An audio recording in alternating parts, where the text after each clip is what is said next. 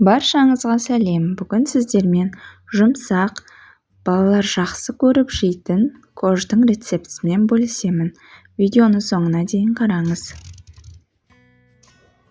Ыдысымызға айранды, жұмыртқаны, қантты, қопсытқышты және ас содасын салып, жақсылап қант ерігенше араластырамыз.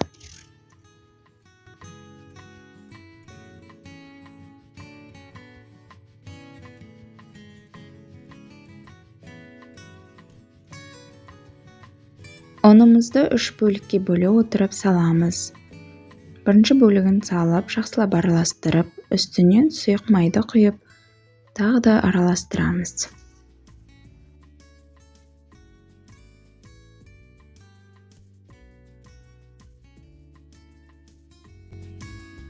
Ұнның қалған бөлігін салып, жұмсақ қамыр илейміз.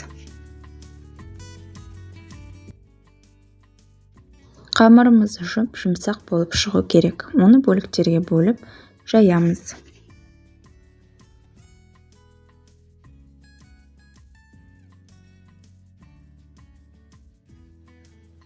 Жайған қамырымызды формалармен кесіп аламыз. Мен стаканды пайдаланып дөңгелек формалар кестім. Қамырымыз осындай қатты жұқа емес, қалың емес, орташа болу керек. Кесілген қамырларды тапаға салып, бетіне жұмыртқаның сарысын жағамыз. Шанышқының көмегімен узор жасап, қызып тұрған пеште қызарғанша пісіреміз.